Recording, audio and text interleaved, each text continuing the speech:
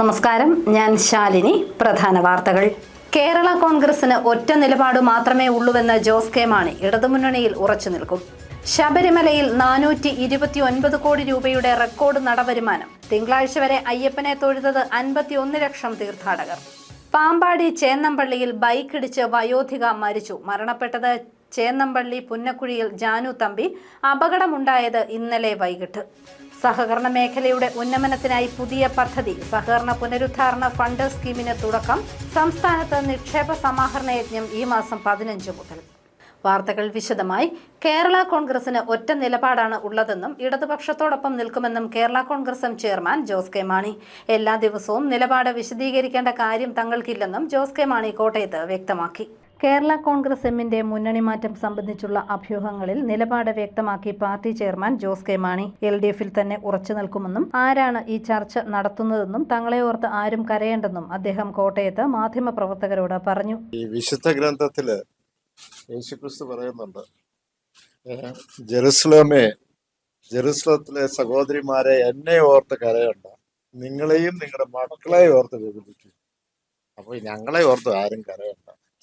കേരള കോൺഗ്രസിന് ഒറ്റ നിലപാടേ ഉള്ളൂ. ആ നിലപാട് ഇടതുപക്ഷത്തിനോടൊപ്പമാണ് എന്ന് ഞാൻ കൃത്യമായിട്ട് പറഞ്ഞിട്ടുണ്ട്. പിന്നെ എല്ലാ ദിവസവും രാവിലെ വന്ന മാധ്യമങ്ങളോട് എനിക്ക് പറയാൻ പറ്റുമോ?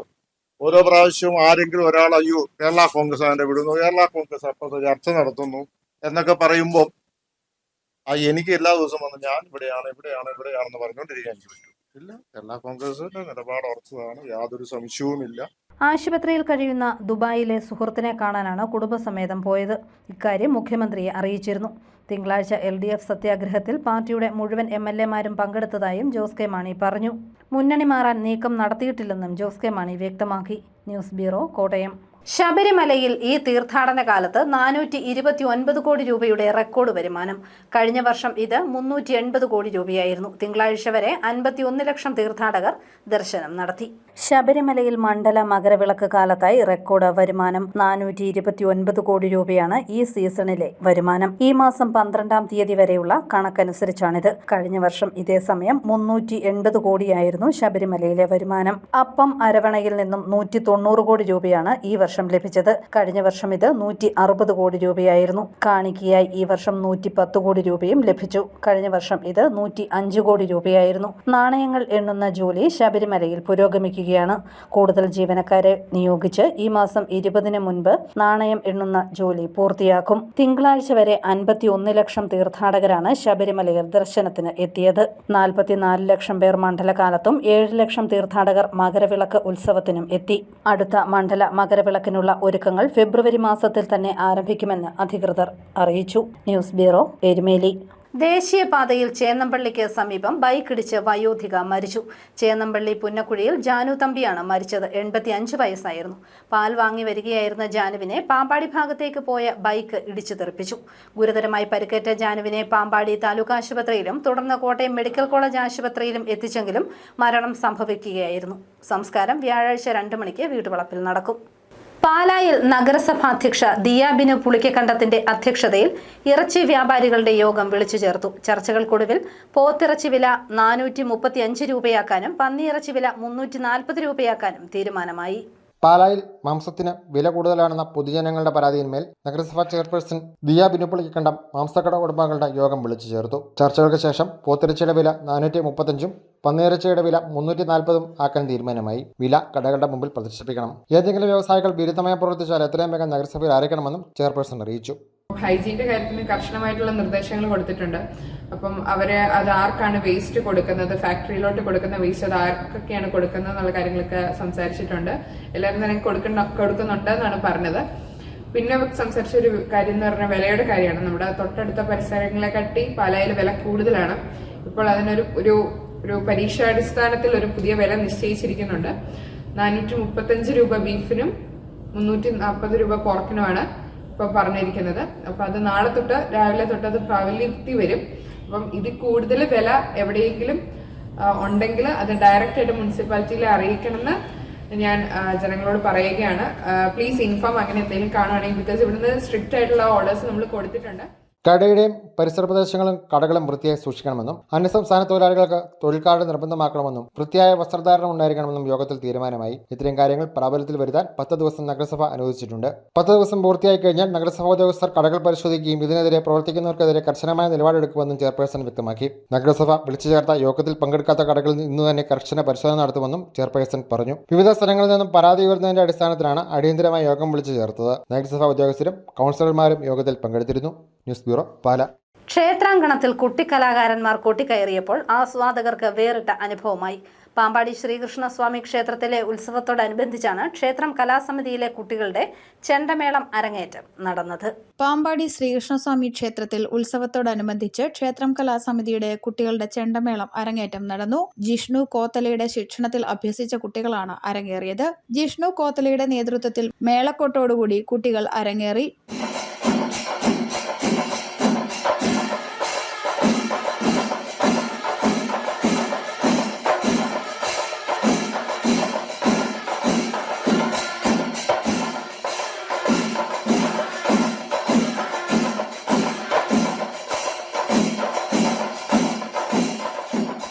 ശ്രീകൃഷ്ണ കലാസമിതിയുടെ 4ാമത്തെ ബാച്ചിന്റെ അരങ്ങേറ്റമാണ് ഇന്നലെ നടന്നത്. ഒരു വർഷത്തെ മേള അഭ്യാസത്തിന് ശേഷമാണ് കുട്ടികൾ ഇന്നലെ അരങ്ങേറ്റം നടത്തിയത്. ക്ഷേത്രനടയിൽ ഭഗവാന് പാൽപായസവും കഴിച്ച് ഗണപതിക്ക് തേങ്ങയും ഉടച്ച് ഗുരുക്കന്മാർക്ക് ദക്ഷിണയും നൽകിയാണ് കുട്ടികൾ അരങ്ങേറ്റത്തിന് ഒരുങ്ങിയത്. ക്ഷേത്രം കലാസമിതിയുടെ വകയായി ക്ഷേത്ര ഭാരവാഹികളായ EV ബിനു, N സജീവ്, സുനിൽകുമാർ എന്നിവർ കുട്ടികൾക്ക് മൊമെന്റോ നൽകി. Ward member NB Ajith Kumar Jishnu കോത്തലയെ പൊന്നാട അണിയിച്ച് ആദരിച്ചു. News bureau, Pampady. ABVP 41ാം സംസ്ഥാന സമ്മേളനം കോട്ടയത്ത് ഫെബ്രുവരി 6 മുതൽ 8 വരെ നടക്കും.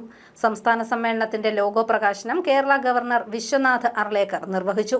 14 ജില്ലകളിൽ നിന്നും യൂണിറ്റ് ഉപരി പ്രതിനിധികൾ സമ്മേളനത്തിൽ പങ്കെടുക്കും.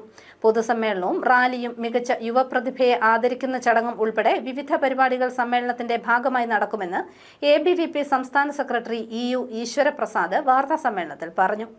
ABVPയുടെ സംസ്ഥാന സമ്മേളനം ഫെബ്രുവരി 6-ാം തീയതി കാലത്ത് ഉദ്ഘാടനത്തോടുകൂടി ആരംഭിച്ച് 7-ാം തീയതി പൊതുസമ്മേളനവും വിദ്യാർത്ഥി റാലിയും 8-ാം തീയതി പ്രതിനിധി സമ്മേളനത്തോടുകൂടിയിട്ട് അവസാനിക്കും. വിദ്യാഭ്യാസ വിചക്ഷണന്മാരും എല്ലാ യൂണിറ്റ് തലത്തിൽ നിന്നുള്ള പ്രവർത്തകരും ഈ സമ്മേളനത്തിന്റെ ഭാഗമാകും.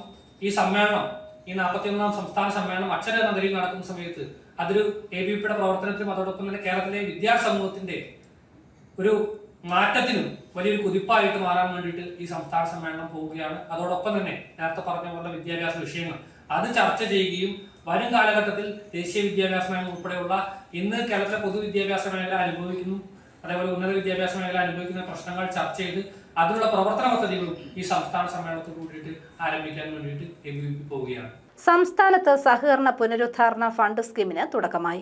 ആദ്യഘട്ടത്തിൽ 12 സംഘങ്ങൾക്ക് ധനസഹായം നൽകുമെന്ന് സഹകരണ വകുപ്പ് മന്ത്രി VN വാസവൻ കോട്ടയത്ത് പറഞ്ഞു. ജനുവരി 15 മുതൽ ഫെബ്രുവരി 25 വരെ നിക്ഷേപ സമാഹരണ യജ്ഞം നടക്കുമെന്നും VN വാസവൻ കൂട്ടിച്ചേർത്തു. കേരളത്തിലെ സഹകരണ മേഖലയുടെ ഉന്നമനത്തിനായി വിഭാവനം ചെയ്ത കേരള സഹകരണ പുനരുദ്ധാരണ ഫണ്ട് സ്കീം പദ്ധതി പ്രകാരം സഹായത്തിന് 12 സംഘങ്ങളെ തെരഞ്ഞെടുത്തതായി സഹകരണ വകുപ്പ് മന്ത്രി VN വാസവൻ പറഞ്ഞു. ഇന്ത്യയിൽ ഇതാദ്യമായാണ് സഹകരണ ബാങ്കുകൾക്കായി ഇത്തരത്തിൽ ഒരു പദ്ധതി വിഭാവനം ചെയ്ത് നടപ്പാക്കുന്നത്. ആദ്യഘട്ടമായി 10 കോടി രൂപയുടെ ധനസഹായം വരെ കേരള സഹകരണ പുനരുദ്ധാരണ ഫണ്ട് സ്കീം പ്രകാരം ബാങ്കുകൾക്ക് ലഭ്യമാകും. പ്രതിസന്ധി നിമിത്തം ദുർബലമായതോ സുഷുപ്താവസ്ഥയിലായതോ ആയ സംഘങ്ങൾ പുനരുദ്ധരിച്ച് സഹകരണ മേഖലയെ ശക്തിപ്പെടുത്തുക എന്നതാണ് പദ്ധതിയുടെ ലക്ഷ്യം. സഹകരണ സംഘങ്ങളുടെ പ്രവർത്തനക്ഷമതയും സുസ്ഥിരതയും പുനഃസ്ഥാപിക്കുന്നതിനും പദ്ധതി ലക്ഷ്യമിടുന്നതായി മന്ത്രി VN വാസവൻ പറഞ്ഞു. ഇതിനു പുറമെ നിക്ഷേപം തിരികെ കൊടുക്കുന്നതിന് ബുദ്ധിമുട്ട് നേരിടുന്ന സഹകരണ സംഘങ്ങളെ സഹായിക്കുന്നതിനുള്ള പദ്ധതിയും സഹകരണ വകുപ്പ് തയ്യാറാക്കിയതായി മന്ത്രി VN വാസവൻ പറഞ്ഞു. തകർന്നുപോയിട്ടുള്ള സഹകരണ സംഘങ്ങളെ പുനരുദ്ധരിക്കുന്നതിന് വേണ്ടി ഒരു പുനരുദ്ധാരണ നിധി രൂപീകരിക്കാൻ തീരുമാനിച്ചു.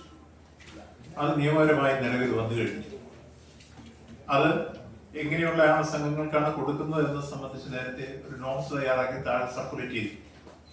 അതിന്റെ അടിസ്ഥാനത്തിൽ ഇപ്പോൾ ആദ്യ ഘട്ടത്തിൽ 12 സംഘങ്ങൾക്ക് ഞങ്ങളിപ്പോ ഒരു സംഘത്തിന് പരമാവധി 10 കോടി രൂപ വരെ, അത് തിരിച്ചടവിന് ആദ്യത്തെ ഒരു വർഷം തിരിച്ചടവില്ല, പിന്നീടുള്ള തിരിച്ചടവിന്റെ കാലഘട്ടം നിശ്ചയിച്ചു കൊടുക്കും.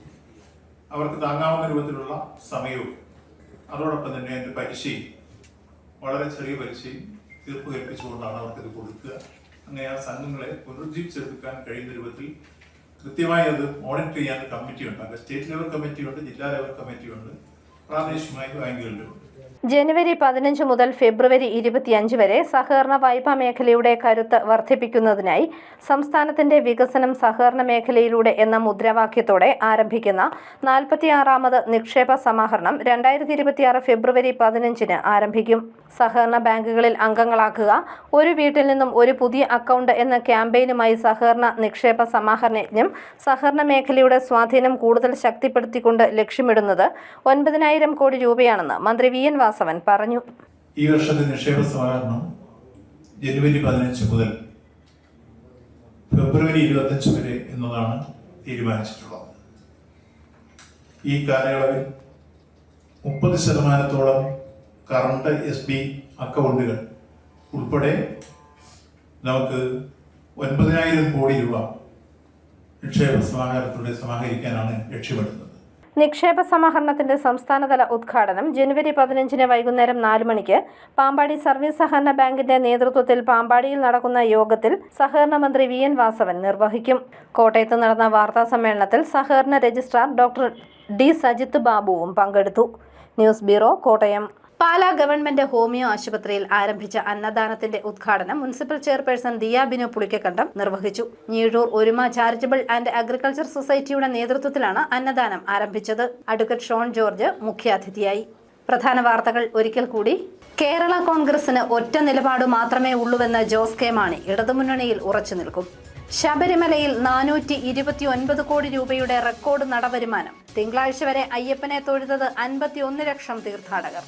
പാമ്പാടി ചേന്നമ്പള്ളിയിൽ ബൈക്കിടിച്ച് വയോധിക മരിച്ചു. മരണപ്പെട്ടത് ചേന്നമ്പള്ളി പുന്നക്കുഴിയിൽ ജാനു തമ്പി. അപകടമുണ്ടായത് ഇന്നലെ വൈകിട്ട്. സഹകരണ മേഖലയുടെ ഉന്നമനത്തിനായി പുതിയ പദ്ധതി സഹകരണ പുനരുദ്ധാരണ ഫണ്ട് സ്കീമിന് തുടക്കം. സംസ്ഥാനത്ത് നിക്ഷേപ സമാഹരണ യജ്ഞം ഈ മാസം 15 മുതൽ. ഈ ബുള്ളറ്റിൻ പൂർണ്ണമാകുന്നു. നമസ്കാരം.